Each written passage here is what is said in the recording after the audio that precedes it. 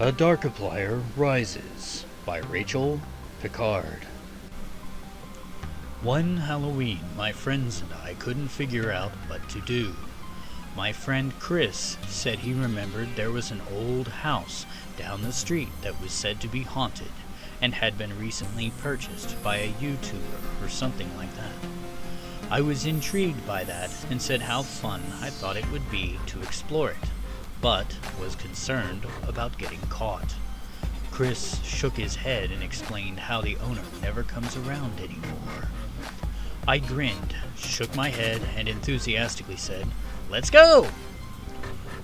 When we got there, we found the door tightly secured, but luckily, we brought Steve along, who is the son of a locksmith, and borrowed his dad's lockpick set.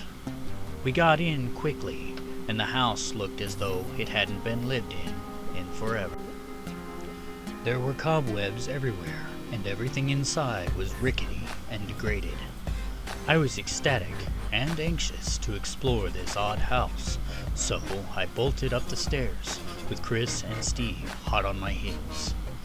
I wanted to start at the top and work my way down. When we got to the attic, all the owner's belongings were packed in boxes, covered in dust. Oddly enough, most of the boxes were tiny, except for one that was really big and had Larry written on it. I figured it had to be the new owner's name. Steve and Chris couldn't find anything of interest, so we left the attic and went to the second floor master bedroom. The room was amazing. It had a lot of beautiful antique furniture, and I was drawn to this one particular chest of drawers. The top drawer had a book with the letters M-E-F on the front. I figured it was the initials of a family member of the owner, and I opened it to the first page to read the book's contents. March 6th, 2014. This place will do. It will be the perfect place to hide him. I need to make a few more preparations before I can complete the task. All of the other pages were missing, except for a sticky note that said, M. The rest of the pages are hidden around the house. Love, M. Great, I thought to myself. A scavenger hunt.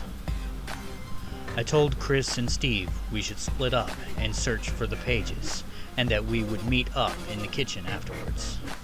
I started searching the other rooms on the second floor, and found another note in the second bedroom. The date was smudged, but the rest of the note read as follows. GG let me use their place until mine gets finished. I still need a few more items to complete the preparations for the other house. Hopefully, he won't escape, but that would be practically impossible without help. I started wondering if there was someone trapped here after reading this note. I was also curious who GG was, and was wondering what Chris and Steve found out. There was only one more bedroom left up here, so I went to check there, and as I entered the room, the door slammed and locked shut. Startled by the door, I turned and tried to open it to no avail.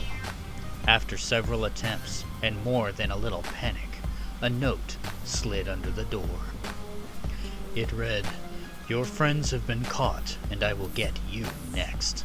You will not get to him." Okay, so that's how it's gonna be. I'll get out of here and save everyone, I thought to myself. There was a dresser right next to me, so I went through the drawers and found another note. All it said was, "Remember the picture." I looked around the room and saw a huge portrait that seemed to be able to move, but I couldn't budge it. Right next to it, I saw a box that needed voice recognition. On the wall above the box, it said, "My intro." I thought about it for a second, and came to the conclusion it had to be Markiplier's, due to the fact that he was the only YouTuber I know of with the same initials as on the book. I decided to pull out my cell phone and load one of Markiplier's videos. Hello everybody, my name is Markiplier.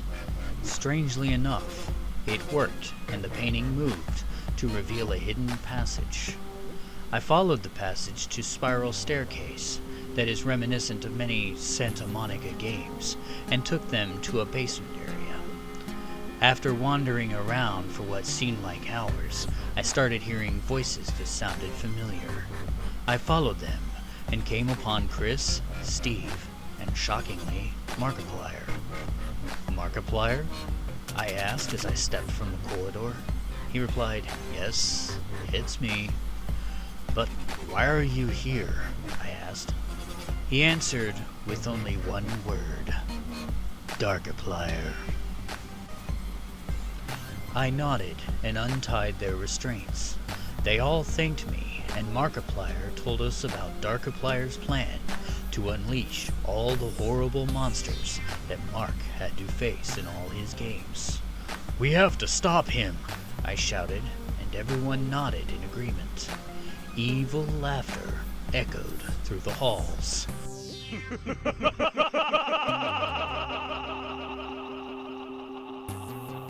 "You can't," a voice spoke from the shadows. "I have completed the ritual. They're here." He laughed again.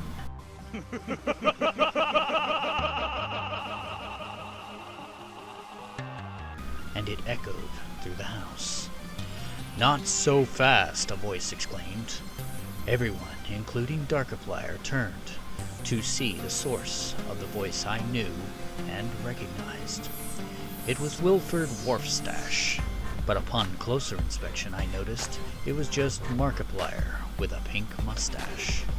In the Wharfstash voice, Mark explained how he deliberately listed one of the ingredients wrong, and as a result, Darkiplier would be the one being terrorized. In the distance, odd music could be heard. When Darkiplier looked behind him, he was face to face with Slenderman, the FNAF animatronics, and many more horrors from the games Markiplier has played. They grabbed and dragged him off into a void filled with terror and torment. As the gate to the void closed behind them, we could hear Darkiplier yell, "I will return." We all got out of the house, and the world was free of the Darkiplier entity that had plagued it for far too long. Still, we all wondered how long it would be before Darkiplier found his way back.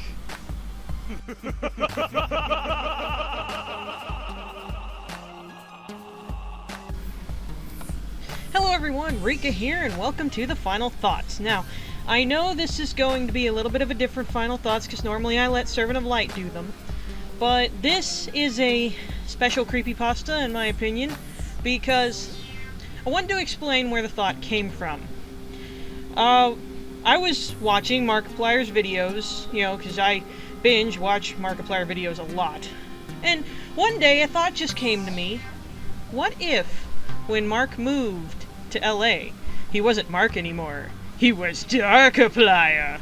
And of course, me and my crazy imagination always has to make a story out of something, so that's where this came from, and I just wanted to say thank you, Markiplier, for all the things you do. You've inspired me to write a lot of things, and I wanted to kind of give something back to you, so if you listen to this, here you go. I hope you like it. So, anyway, I'll see you guys in the next one. Rika, signing out.